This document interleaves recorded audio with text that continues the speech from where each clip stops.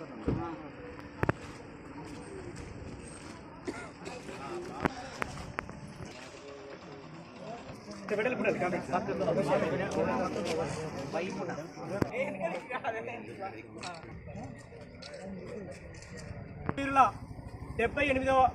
వర్ధంతి సందర్భంగా ఈ కార్యక్రమానికి ముఖ్య అతిథులుగా భారత కమ్యూనిస్టు పార్టీ సీనియర్ నాయకులు మాజీ శాసనసభ్యులు కమిటీ చాడ వెంకరెడ్డి గారు విచ్చేసినారు.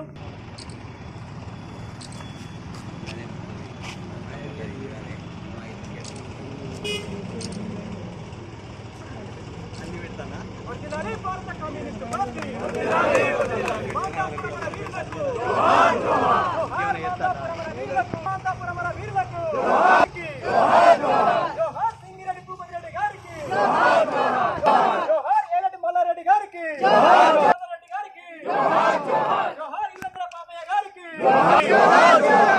సిక్కోన్ సాయిల్ గారికి జోహార్ మాందాపురమర వీరులకు జోహార్ మాందాపురమర వీరులకు వీరెత్తిన ఎర్ర జెండా మెంబడతాం చేతిరిండా వీరెత్తిన ఎర్ర జెండా మెంబడతాం చేతిరిండా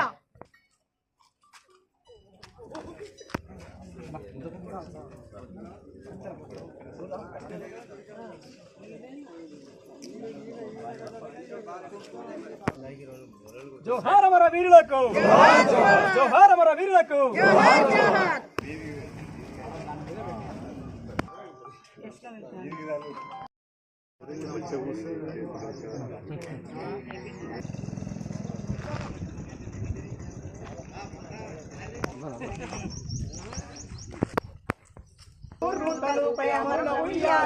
అంబరాన నిన్ను చూడగ సంబరమగునే తల్లి అంబరాన నిన్ను చూడగ సంబరమగునే తల్లి మారిన రక్త తనువు తూటు పడుతుంటే శత్రువు తూటాలతోటి తనువు తూట్లు పడుతు.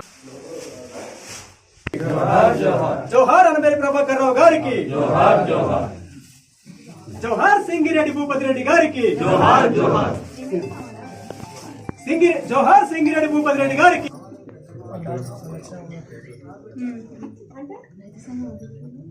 గారికి జోహార్ జోహార్. కామ్రేడ్ పిట్టల వెంకన్న గారికి జోహార్ జోహార్. నువ్వెత్తిన ఎర్ర జెండా మెంబడతాం చేతిరిండా నువ్వెత్తిన ఎర్ర జెండా మెంబడతాం చేతిరిండా అనబేరి ప్రభాకర్ రావు గారికి జోహార్ జోహార్. జోహార్ కామ్రేడ్ అనబేరి ప్రభాకర్ రావు గారికి జోహార్ జోహార్. జోహార్ సింగిరెడ్డి భూపతి రెడ్డి గారికి జోహార్ జోహార్. జోహార్ నల్లగొండ రాజారాం గారికి జోహార్ జోహార్. జోహార్ రొడ్ల మాధవరెడ్డి గారికి జోహార్ జోహార్. జోహార్ మాందాపురమర వీరులకు జోహార్ జోహార్.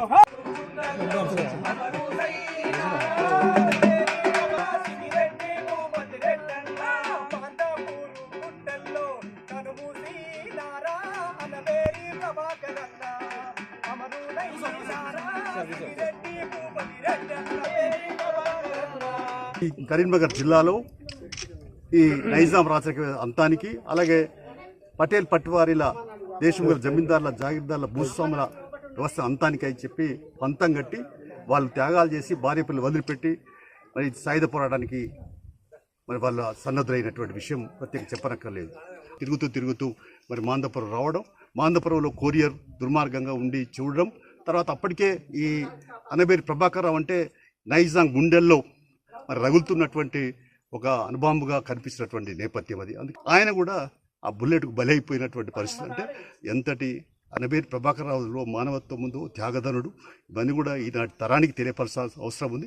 అందుకనే ఈ మధ్య ముఖ్యమంత్రి గారిని నేను తెలంగాణ అమరవీరుల ట్రస్టుకు ఆహ్వానించి, నేను తెలంగాణ అమరవీరుల ట్రస్టుకు అధ్యక్షుడిగా ఈ మధ్య బాధ్యతలు చేపట్టిన తర్వాత ప్రత్యేకంగా మొన్న 2వ తారీఖు నాడు పిలిచి చెప్పాం, ఒక శృతివనం ఏర్పాటు చేయాలి. ఎవరెవరికో ఉన్నాయి పార్కులు హైదరాబాద్లో, అది కేబీఆర్ పార్కా, వెంగళరావు పార్కా, ఇవన్నీ ఉన్నాయి. కానీ తెలంగాణ సాయుధ పరిస్థితులకు ఎందుకు లేవు అని ప్రశ్నించి తర్వాత ఆయనకు దృష్టికి తీసుకొచ్చాం. ఇక్కడ ఇట్లాంటి సేనాలు ఇప్పుడు ఇక్కడికి రావాలంటే దారి లేదు. ఎవరి కొరకు ఈయన ప్రాణాలు అర్పించారు? ఆనాడు ఉన్నటువంటి బడుగు బలహీన వర్గాల యొక్క అణచివేతలకు వ్యతిరేకంగా సామాజిక చైతన్యం కల్పించే ఉద్దేశంతో ఆయన త్యాగం చేసినటువంటి వాడికి ఈ తరానికి తెలియపరచాలి. కాబట్టి ఇక్కడికి పెద్ద రోడ్డు, ఒక 5 కోట్లతో రోడ్ ఎస్టిమేట్ కూడా చేయించడం జరిగింది. అది కూడా ఈ పొన్నం ప్రభాకర్ మంత్రి గారికి, ముఖ్యమంత్రి గారికి చెప్తాం. అందులో ప్రధానంగా ముఖ్యమంత్రి గారికి మేము చెప్పింది ఏంటంటే తెలంగాణ సాయుధ శుద్ధులను ఈ తరానికి తెలియపరచాలి. ఆనాటి త్యాగాలు తెలియపరచలేవు. ఇక పాఠ్య పుస్తకాల్లో కూడా ఇవి చేర్చాలి. ఆ త్యాగదారుల మరి త్యాగాలను పోరాట పటిమని నేర్పాలని చెప్పి చేర్చాలని చెప్పాము. దాని భవిష్యత్తు బాటలు ఎత్తని చెప్పినారు. కానీ మనం మార్గదర్శకం తీసుకొని పనిచేసుకోవాల్సిన అవసరం ఉంది. అయితే ఏమైపోతుంది, ఎందుకు మనం కమ్యూనిస్ట్ పార్టీ వందల వేల మందిని మనం అనేక సందర్భాల్లో బహిరంగ సభలో ఇవన్నీ కూడా పెట్టుకున్నటువంటి నేపథ్యాలు ఉన్నాయి. ఇప్పుడు కూడా సరే ఏదేమైనా నెక్స్ట్ మంత్లో వచ్చే నెలలో తప్పనిసరిగా మనం ఏదేమైనా కూడా 80 ప్రభాకర్ విగ్రహాన్ని ముస్తాబాద్లో ఏదో కూడల్లో పెట్టడానికి సీరియస్గా ప్రయత్నం చేస్తాం. ఇక్కడ నేను ప్రధానంగా చెప్తా ఉన్నాను, జాగీర్ సత్యనారాయణ గారు ఆయన నియోజకవర్గ కన్వీనర్గా ఉన్నాడు.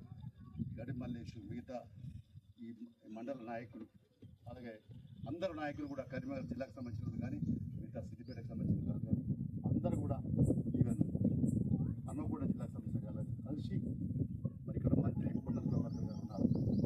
వారు కూడా ఆ విగ్రహానికి ప్రారంభించుకు వచ్చినాడు. ఆ రోజు విద్యాసాగర్ రావు గారు నిజంగా వాళ్ళ తల్లి పేరుతో ఆ విగ్రహాన్ని ఇచ్చినాడు మనకు, దాతగా విగ్రహదాత ఆయన పాపం నిండు మనసుతో చెప్పి నాకు చెప్పాడు. కొన్న ప్రభాకర్ పిలుచుకున్నాం, అప్పుడు ప్రవీణ్ రెడ్డి గారు ఎమ్మెల్యే ఉంటే ఆయన పిలుచుకున్నాం. ఆఖరకు ఈ మన కెప్టెన్ లక్ష్మీకాంతరావుని పిలిస్తే ఆయన సతీష్ కుమార్ పంపించినాడు. అన్ని పార్టీలు వచ్చినారు.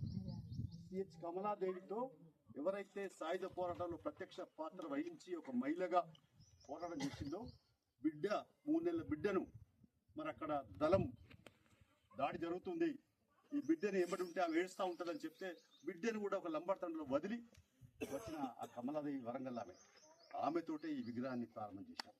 అంటే ఆనాటి ఆ చరిత్ర ఒకసారి వివరించారు. అందుకని ఇప్పుడు ఏదేమైనా వీళ్ళు ఈ 8-10 రోజులనే దానికి ఎక్కడో కాడ స్థలం చూడాలి, పెట్టియాలి, ఆడ ఏర్పాటు చేయాలి. దానికి ఏమి కావాలో అంత ఏమైనా అవసరం ఉందంటే ఆర్థిక సాయం లేకుంటే ఏది ఉన్నా కూడా దానికి సంబంధించి నా వంతుగా నా కర్తవ్యం నెరవేరుస్తా, సహకారం చేస్తా అని చెప్పి ఈ సందర్భంగా మీకు హామీ ఇస్తున్నాను.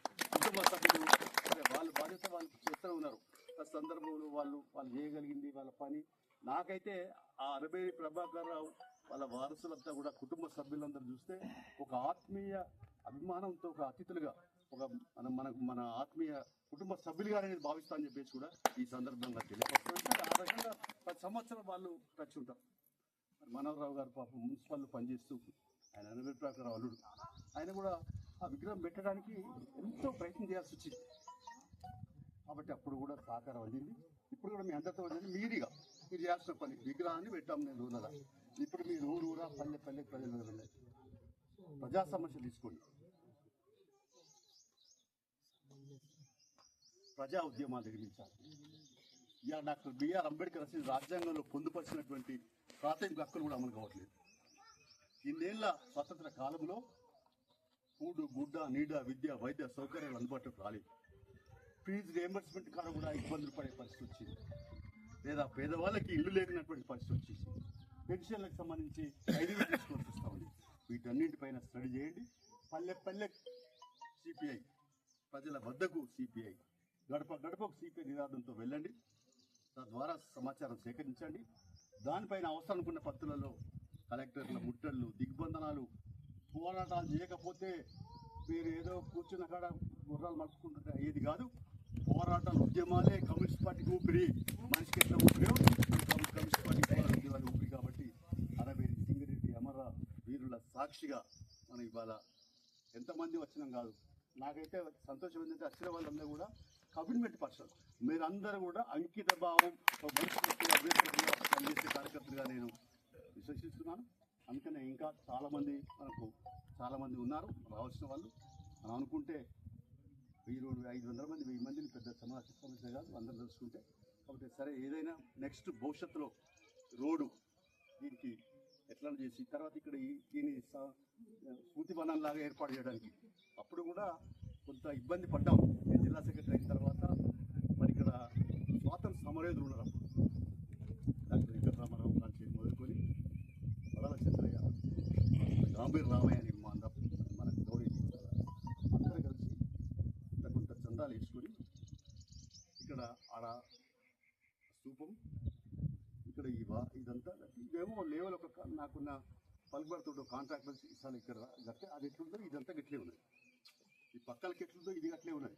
ఇక్కడనేమో అప్పుడు ఇది కాస్తం అడుగు అంటే ఇక్కడ 12 మంది ఇద్దరు కానిస్టేబుల్ 14 మంది ఇక్కడ వాళ్ళకు కాస్తం పెట్టినటువంటి పరిస్థితి. కాబట్టి ఇలాంటి ఇక్కడ ఉండాలని గడిపించి ఇక్కడ ఇది చేయడం జరిగింది. అందుకని మనం ఏదైనా ఒక శృతి మనం ఏర్పాటు చేద్దాం. ఇక్కడ కూడా ఒక కబడ్డీ హాల్ లాగా పెట్టి ఇక్కడ వచ్చుడు బోర్డు వచ్చినట్టు పోయినట్టు ఒక బోర్డు ఇక్కడ చెల్లి ఇక్కడ సర్వైపేటకు కూడా వేసినట్టు సీరియస్గా ప్రయత్నం చేద్దాం. మంత్రి గారితో మాట్లాడదాం. ఆయన గెలిపించడం మనం మనకు హక్కు ఉన్నది. తర్వాత అలాగే అవసరం ఉంటే ముఖ్యమంత్రి కూడా మాట్లాడుకొని దీన్ని ఏదో రకంగా ఇప్పుడు ఇది కూడా బాధ ఏంటంటే మన హుస్నాబాద్ అక్కనపేట ఇవన్నీ కూడా కరీంనగర్ జిల్లాలో ఉంటేనే దీనికి ఒక అందం వస్తుంది. దానిపై కూడా మనం సీరియస్గా ప్రయత్నం చేద్దాం. ఆల్రెడీ మంత్రి గారు కూడా చెప్పారు కాబట్టి దాని ఇవ్వబడి మన వంతు పాత్ర నిర్వహిస్తామని చెప్పి తెలియపరుస్తూ అలబేద్ సింగరెడ్డి అమరుల త్యాగాలు వెనగట్టలేనివి అందరూ కూడా పునిపించుకొని ప్రజల మధ్య ఉందాం. ప్రజా ఉద్యమాలు నిర్మిస్తాం. ప్రజల కష్టాలను కడగలను తీర్చడానికి మన వంతు బాధ్యతగా కర్తవ్యం నెరవేర్స్తామని చెప్పి ప్రతిజ్ఞ తీసుకోవాలని చెప్పి విజ్ఞప్తి చేస్తూ వాళ్ళందరికీ కూడా 12 మందికి జోహార్లు అర్పిస్తూ మీ అందరికీ నమస్కారం.